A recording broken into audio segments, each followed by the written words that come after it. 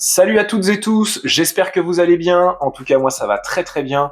On se retrouve aujourd'hui pour une nouvelle vidéo sur le jeu Tour de France 2026 et aujourd'hui on continue notre Tour de France sans les GOAT. Si vous n'avez pas vu la dernière vidéo, n'hésitez pas à aller la voir, elle était très intéressante.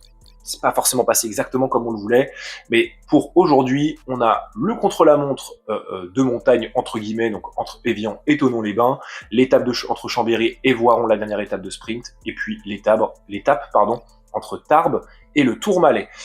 Si vous voyez en haut à droite, il y a eu un peu de changement, au lieu d'être à un peu plus de 45 secondes et d'avoir Arensman aux alentours des 1 minute 20, et ben je suis plus qu'à 24 secondes de Sexas et j'ai toujours une 45 et 2 minutes d'avance sur Jorgensen. Tout simplement parce que j'ai dû refaire les 7 derniers kilomètres en voulant enregistrer cette étape. Malheureusement, je me suis rendu compte que l'une de mes deux sauvegardes n'était plus là. Heureusement, il m'en restait quand même une, parce que sinon je ne serais pas amusé à tout refaire, je vais pas vous mentir. Donc j'ai refait les 7 derniers kilomètres et je vais pas vous mentir que je me suis pas emmerdé en fait à rejouer comme j'ai fait. Donc cette fois-ci, malheureusement, Arensman et Jorgensen ont fini pas dans le même état que cette fois-ci. Donc j'ai perdu plus de temps sur Sexas, mais j'en ai récupéré un peu plus sur Arensman et Jorgensen. Donc bon, c'est comme ça. On va pas perdre plus de temps que ça. On passe tout de suite à ceux contre la montre. Bon, comme je le pressentais, personne n'est en bonne forme, c'est une catastrophe. Je sais pas pourquoi, bon, lui au moins il était en +2, bon, il se retrouve en 0, dommage que ce soit pas pour Lipovitz. Et écoutez, l'objectif, c'est croiser les doigts pour que nos collègues soient dans le même état, et que nous, on puisse réussir à limiter la casse en gardant notre maillot jaune. Allez, c'est parti. Et on est parti sous la pluie savoyarde, plus de 25 km à effectuer, c'est pas compliqué, normalement ce chrono, il est en deux, on va dire qu'il est en deux chapitres. Le premier, ça va être du coup la montée, la longue montée qui va nous mener au premier intermédiaire, et puis ensuite on aura la descente et une portion beaucoup plus plate. Donc avec ce -2, honnêtement, ça va être compliqué d'aller, je pense, chercher Sexas sur la première partie. Et il faudra surtout qu'on limite la casse lors de la deuxième partie, qui sera peut-être un peu plus à notre convenance. Mais en tout cas, il va falloir faire un chrono parfait si on veut conserver ce maillot. Et allez, on est dans ce dernier kilomètre avant le sprint intermédiaire. Bon, normalement, on devrait passer quasiment dans les temps du DS. On voit que Sexas lui a fait 15,56. Et nous, on sera en 16,05. C'est une très bonne montée qu'on a fait.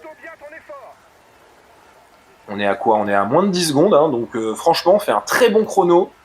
Bon, attention à pas non plus avoir... je pense qu'à mon avis, j'ai peut-être tout mis dans la montée. On va essayer de récupérer un peu dans la descente et essayer de continuer de limiter la casse comme on le fait. En tout cas, si on continue comme ça, c'est parfait. Il faut continuer là-dessus. Attention dans la descente, parce que ça va être très dangereux avec la pluie. Et voilà, vous le voyez, on est à ce deuxième intermédiaire. Excusez-moi, j'étais concentré dans ma descente, c'était tellement dur avec Florian Lipovitz que j'ai pas voulu parler. Et vous voyez, on a réussi à récupérer du temps dans la descente et de l'énergie, donc c'est vraiment parfait. Et maintenant, il va nous rester 7 km.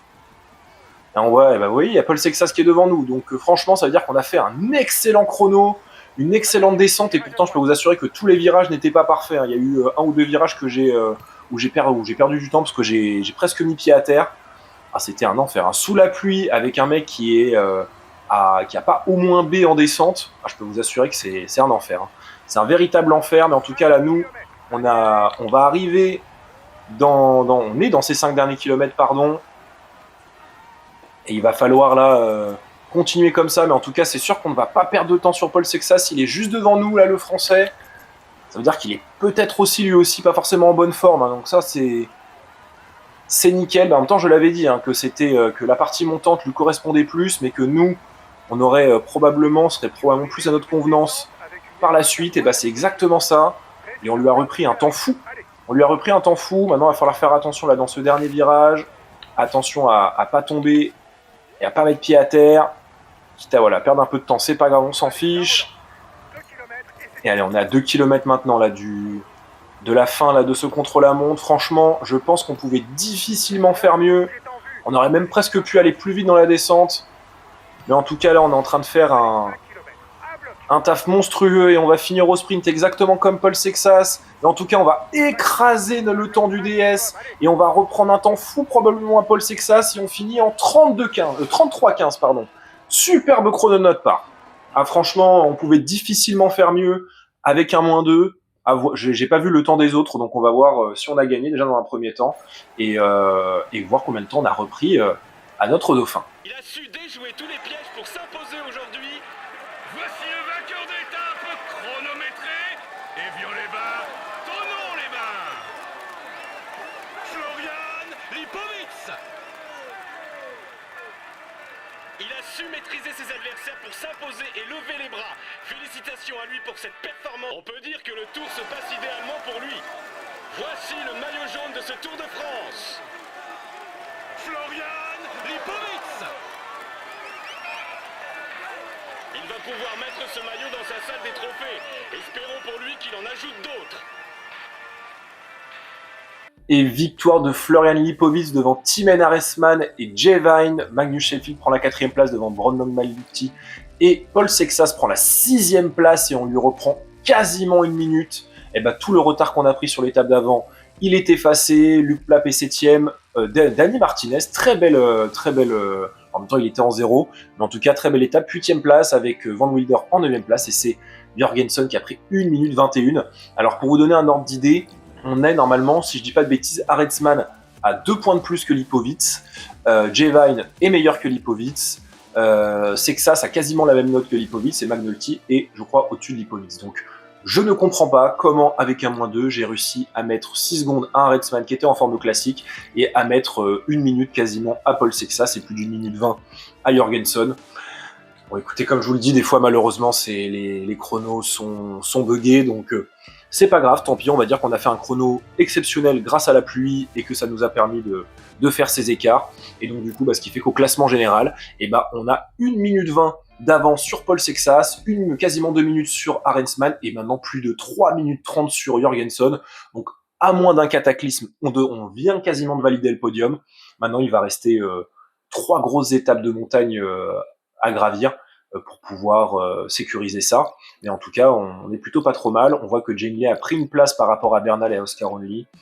Voilà, pas vraiment forcément de changement au classement du maillot à poids et du maillot à points. Le maillot blanc, pas de changement. Et pareil pour le classement par équipe. Et allez, deuxième étape de cette vidéo, l'étape entre Chambéry et Voironde. Comme je l'ai dit en intro, dernière étape de sprint avant les Champs-Élysées. Après, on va se taper un triptyque entre les Pyrénées et les Alpes, mais ça, vous ferez pas attention. Mais en tout cas, là, une étape de 180 km, on espère que Jordi Meeus aura une bonne forme et surtout que la fatigue avec le repos sera partie pour pouvoir espérer encore aller décrocher ce maillot vert. Mais en fait, je vous déteste. Lipowitz, le +2 maintenant, tout comme Pellizzari, +3 pour Dani Martinez. Il n'y a que Jane Lay qui a compris exactement comment ça se passe. Il n'y a que Jane Lay jusqu'ici qui ne m'a pas forcément déçu sur les formes. Jordi Meeus, merci beaucoup. Là, ça a été exactement le moment d'avoir un +2. Donc, écoutez, on espère surtout que pour l'étape suivante, Lipowitz et Pellizzari aient la même forme. Par contre, bonne nouvelle, ça c'était la très bonne nouvelle, c'est que Dani Martinez est de nouveau en bonne forme. Donc ça, c'est une bonne nouvelle. On va pouvoir l'envoyer à l'avant sur les prochaines étapes pour essayer de récupérer ce maillot à poids. Bref, ça c'est pour l'étape suivante. On part tout de suite avec Jordi et on se retrouve pour le sprint intermédiaire. Bon, vous le voyez, finalement, j'ai envoyé Dani Martinez à l'avant. Pourquoi ? Parce qu'en fait, j'ai fait le calcul. Si on prend le 3e et le 4e catégorie, on reviendrait à égalité de points avec Pidcock. Alors, je sais pas si ça nous donnerait le maillot, mais je me dis que vu que Pidcock a forcément un avantage en haute montagne, c'est des points qu'il faut aller gratter. On se relèvera juste après le 3e catégorie, mais il faut qu'on prenne le risque, et dans le pire des cas, si on se loupe au 3e intermédiaire, enfin au premier intermédiaire, je vais y arriver, sur le premier col de la journée, écoutez, on se relèvera avant le 4e 4. Et on est dans ce col des Prés, 3,6 km à 6,6% de pente moyenne. Comme vous voyez, comme l'a dit le DS, on est à 2 km de l'arrivée. Bien évidemment que je crois que c'est Romo a décidé d'attaquer au pied du col. Donc on a suivi et du coup là forcément Bento est en difficulté. Et puis pour faire mal aux autres, on va pas se priver. On va rester à 100 Même si, est-ce qu'on va tenir jusqu'au bout? Je ne sais pas. Mais en tout cas, tant pis. Nous, on va forcer. Il est hors de question là à chaque fois de se faire avoir. On va prendre un tout petit peu de gel. Dans tous les cas, il nous servira probablement pas après. Allez, on est à 700 mètres. Allez, nous on va lancer à 400 mètres. Ah, ils font pas le sprint? Ils font pas? Ah non, ils font pas le... Eh ben ils le font pas, bah, c'est parfait pour nous. On va prendre les points. T'es passé en tête du grimpeur, c'est bien. Et maintenant l'objectif c'est le 4e catégorie. Et ensuite après, bon, on passera sur Jordi Meus.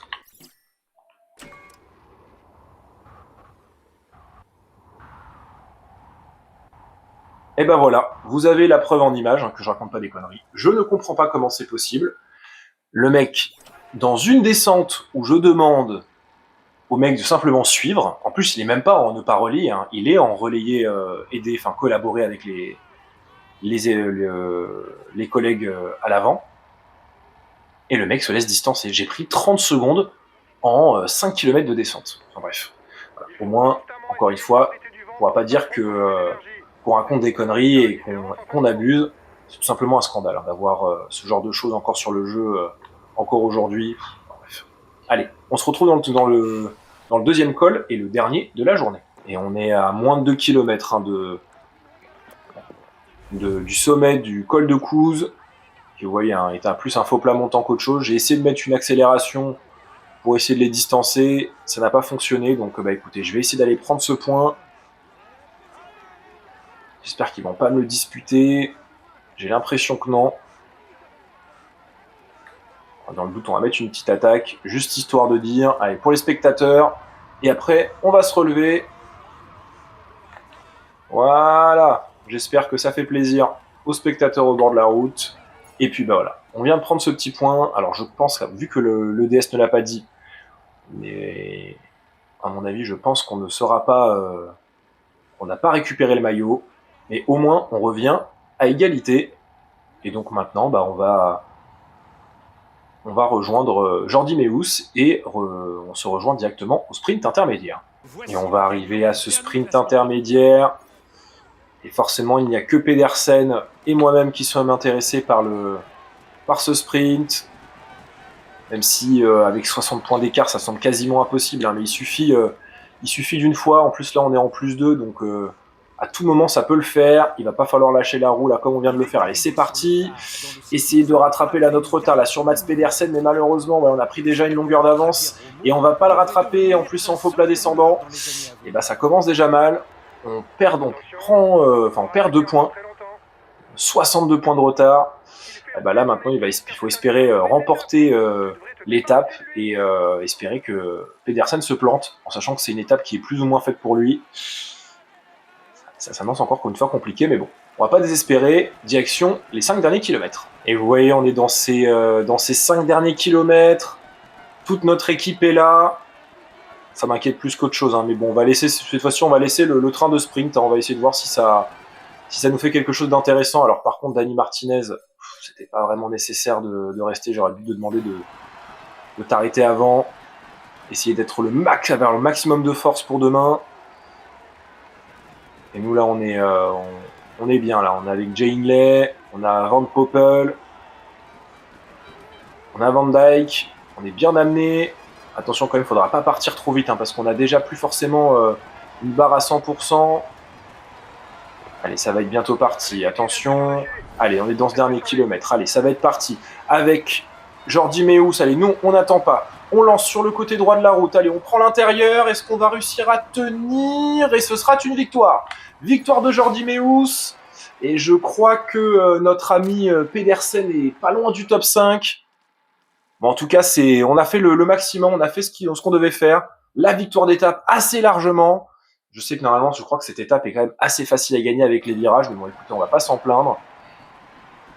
On va voir où est notre ami Max Pedersen. Bah, il vient de chercher, ouais, il est en dehors du top 5. Hein. C'est une bonne nouvelle. Mais est-ce que ce sera assez pour aller espérer l'emporter sur les Champs-Élysées pour prendre le maillot vert? Ça m'étonnerait. Cette étape est pour lui. Il a été le plus fort. Voici le vainqueur de l'étape, Chambéry Voiron.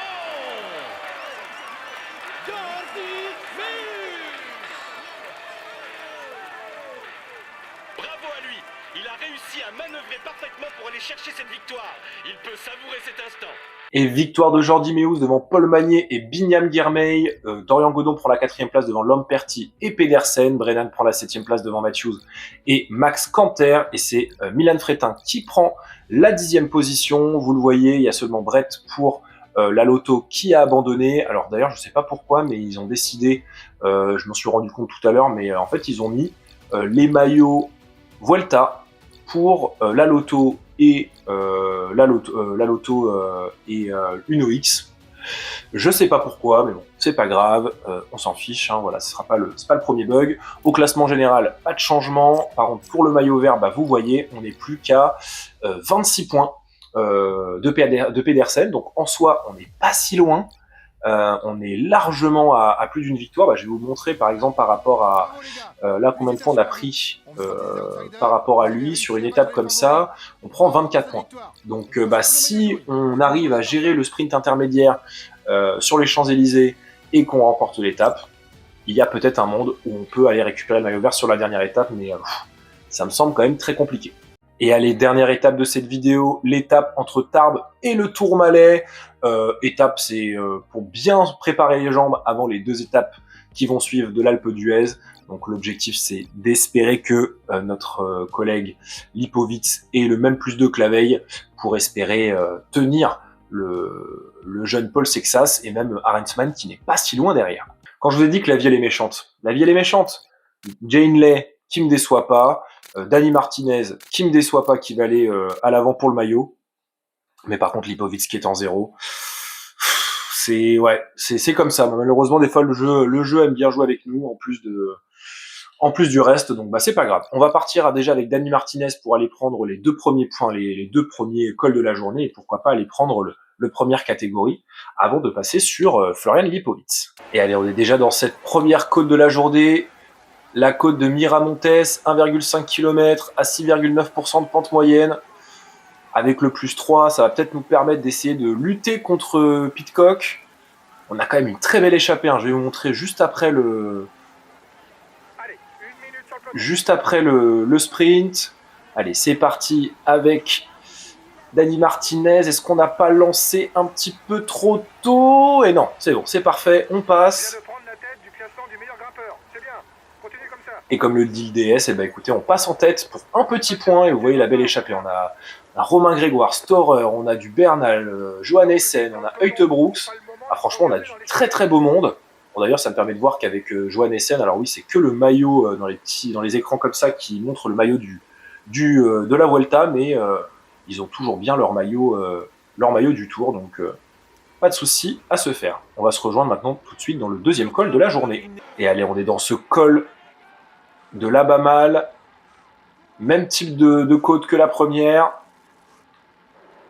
Il va falloir essayer là de tenir encore une fois nos compagnons d'échappée. Ah oui, alors oui, en plus c'est ça, c'est pour ça qu'on n'arrive pas à prendre du temps, c'est parce qu'il y a 2 équipes qui sont en train de rouler parce qu'elles n'ont personne à l'avant. Ouh là, par contre, je crois qu'on a un petit peu... Ouais, on était trop tard. Ah, quoique, ouais, non. Pidcock passe, on est arrivé un peu trop tard. Et oui, comme je disais, bah, il y a 2 équipes qui sont en train de rouler, c'est la Jayco et la Total Energy. Voilà, comme je vous dis, on est déjà parti, on est quasiment à 2 minutes, mais ça continue de rouler. Bah écoutez, hein, tant pis, c'est comme ça. Nous, on va continuer. Il y a Lenny Martinez et Derek G là, qui ont eux essayé de prendre aussi là qui ont attaqué pour essayer de prendre l'échappée. C'est pas vraiment notre problème. Là, pour le sprint, par contre, pour le sprint intermédiaire, on va passer tout de suite sur notre ami Jordi Meeus. Avec Jordi, on est mal placé, on était mal placé dans la descente. Et on est à 1,3 km, bah c'est pas grave, tant pis, on va devoir lancer. Je sais pas où est Pedersen, mais nous, on va... Bah je crois que Pedersen n'est pas là. Hein. Pedersen n'a pas joué le jeu. Et bah écoutez, tant mieux pour nous. On va prendre 6 points de plus. Et je crois que les autres n'ont pas pris de points. Et non. Pedersen n'a pas pris de points, bah c'est parfait pour nous. Et ben on revient à 20 petits points du Danois. Et nous, bah, on va repasser sur Martinez. Et on se retrouve dans le col suivant. Je ne pourrais pas vous dire lequel c'est déjà, j'ai plus le nom en tête. Mais en tout cas, on se retrouve dans le prochain col de la journée. Et on est dans ce col du Soulor. 12 km à 7,6% de pente moyenne. Et vous le voyez, hein, l'échappée est passé à quasiment à 1 minute de retard sur nous. Je crois que on va demander à tout le monde de prendre son gel. Nous, on va faire de même. Et on est à 2 km quasiment du sommet de ce col. Et on n'est plus que 3 dans l'échappée. Félix Gall et Johan Essen. Et la bonne nouvelle surtout, c'est que Thomas Pidcock a déjà lâché. Mais forcément, là, on est avec un +3 avec Dani Martinez. J'avoue que on pouvait pas rêver mieux. Donc là, et Johan Essen en plus lâche aussi. En même temps, tout le monde a quasiment à rouler à bloc. Et je pense pas qu'ils soient tous en +3. Donc forcément, on est très très fort. Et je vais pas vous mentir qu'on a, dans la plaine, on n'a quasiment pas relayé. Hein, aucun intérêt. Quand je voyais le peloton, se rapprocher. Mais en tout cas, là, on est dans ce dernier kilomètre. Et on va aller sûrement chercher les points parce que j'ai l'impression que Félix Gall est aussi en train de lâcher. C'est parfait. On va aller doucement. En plus, lui, il n'a pas de points, donc je pense pas qu'il va jouer le classement. C'est parfait. On va aller prendre 10 points de plus. Et sauf cataclysme, on devrait être de nouveau maillot à poids pour la prochaine vidéo. Très bonne nouvelle. Et maintenant, on va pouvoir attendre nos compagnons d'échappée. Et on va surtout passer sur notre leader, Florian Lipovitz, pour éviter le même incident qu'on a connu avec Van Gils. Et je vous dis ça et vous verrez que c'est Martinez qui va chuter. Et allez, on est dans ce col du Tourmalet, 18,9 km à 7,4% de pente moyenne. Et vous voyez, voilà, dès le départ, c'est à bloc, par l'intermédiaire de certains qui essayent de réattaquer, mais surtout de la part de la Visma. Et puis nous, là, maintenant, parce que vu qu'on n'a pas forcément la forme, il va falloir qu'on monte à notre rythme, qu'on évite de faire trop d'à-coups, pour espérer lutter avec nos concurrents directs. Il n'a pas monté la moitié, et la moitié de ma barre. Et là, on est quasiment à la moitié de l'ascension, et vous le voyez, ma barre. Et pourtant, je suis en queue de peloton, j'essaye de faire le maximum, enfin le minimum d'à-coups plutôt, pour éviter justement de trop consommer, mais c'est impossible. Pourtant, je suis en 0 avec quelqu'un qui a 81 en montagne. Et malheureusement, j'ai pas l'impression que ça change quoi que ce soit. Je pense qu'à mon avis, les autres doivent être forcément en +1 ou en +2. D'ailleurs, c'est quelque chose que je trouve trop bizarre. Comment c'est possible qu'une personne qui a le maillot à poids n'ait pas de bonus de forme?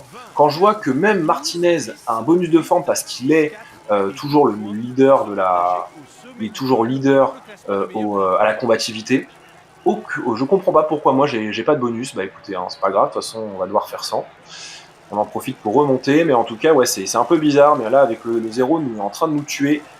Et il y a un monde où clairement les 1 minute 30 on les perd aujourd'hui, hein, parce qu'il suffit que Paul Sexas ait un +2 ou un +1, et je pense clairement qu'il peut nous mettre une énorme fessée. Donc là il faut essayer de récupérer le maximum d'énergie là pendant que ça roule pas, parce que dès qu'il y aura une attaque, ça va être compliqué de suivre, hein, je pense. Et on est dans ces 5 derniers kilomètres, et à mon avis ça va pas tarder à attaquer, parce que plus d'une fois j'ai vu Sexas et Jorgensen tenter d'en mettre une petite.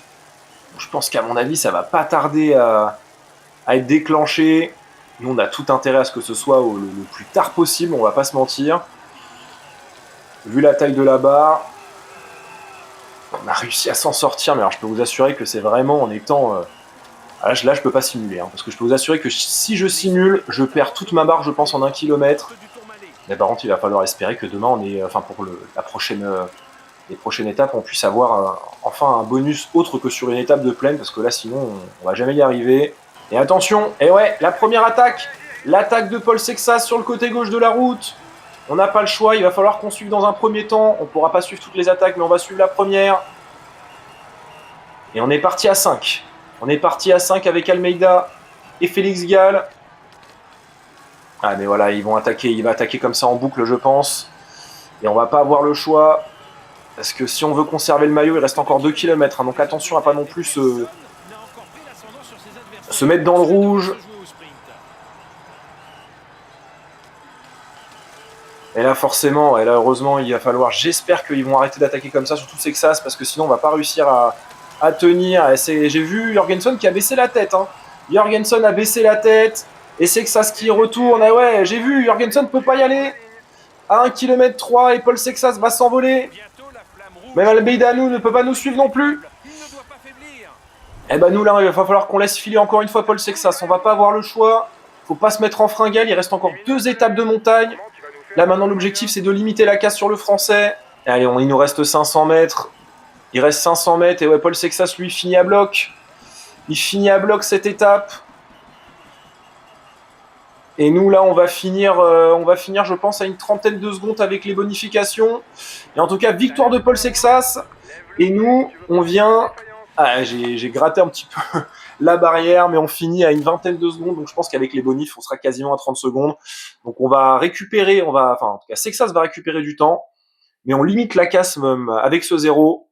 Maintenant, il faut espérer surtout que on ait un petit peu de chance au niveau des formes. Il est en tête du classement et il va recevoir les honneurs du protocole. Voici le maillot jaune de ce Tour de France. Florian Lipowitz. C'est un moment qu'il ne devrait pas oublier et qui marque sa carrière. Allez, on applaudit encore. On peut dire que le Tour se passe idéalement pour lui. Voici le maillot à pois de ce Tour de France. Daniel Martinez. Il va pouvoir mettre ce maillot dans sa salle des trophées. Espérons pour lui qu'il en ajoute d'autres. Et victoire de Paul Sexas devant Florian Lipowitz et Timen Arensman. C'est Joao Almeida qui prend la 4e place devant Jorgensen et Oscar Only. Félix Gall prend la 7e place devant Ayuso et Valentin Paré-Peintre. Et c'est Heutebrooks qui prend la 10e position. On voit qu'Inley a été chercher la 14e place avec un petit groupe. Pas d'abandon sur cette étape, donc tant mieux. Et ce qui fait qu'au classement général, Paul Sexas revient à moins d'1 minute de nous. On a 2 minutes d'avance sur Arensman et maintenant 5 minutes d'avance sur Jorgensen. Vous le voyez, hein, les formes ont fait la différence. Jorgensen qui n'a pas de bonus de forme, tout simplement n'a pas pu suivre. Nous, avec une forme classique, forcément avec un Sexas en +1, on a limité la casse. Et comme je le dis, hein, je pense heureusement qu'il n'a pas attaqué plus tôt parce qu'on n'aurait pas pu tenir beaucoup plus longtemps. Mais en tout cas, on part déjà avec, avant les 2 dernières étapes, avec un petit matelas d'avance. Vous l'avez vu aussi juste avant, Daniel Martinez prend le maillot à pois à Tom Pidcock avec 10 points d'avance. Et vous voyez, attention, parce que Paul Sexas n'est qu'à 19 petits points. Donc attention à ce qu'il ne revienne pas. On a aussi Lipowitz qui est là à 5 points de Sexas. Au maillot vert, comme je vous l'ai dit, avec les 6 points pris par Jordi Meeus au sprint intermédiaire, on revient à 20 petits points de Mats Pedersen. Donc ça, c'est parfait. Finalement, on est encore dans la course pour amener ce maillot à points.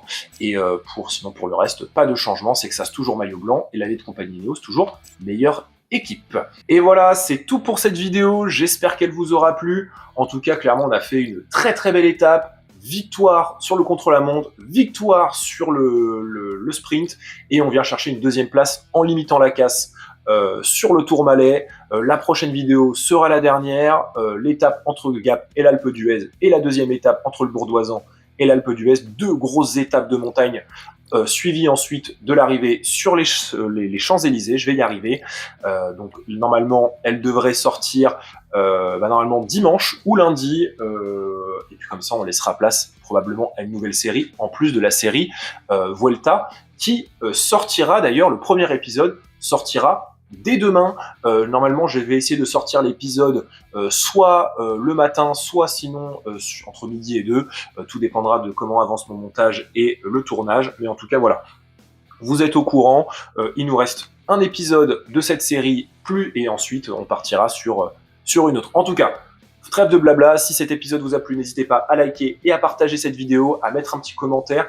Ça fait toujours plaisir. Et puis nous, on se retrouve très vite pour la dernière vidéo de ce Tour de France sans les GOAT. En attendant, prenez soin de vous. C'est le plus important. Ciao, ciao.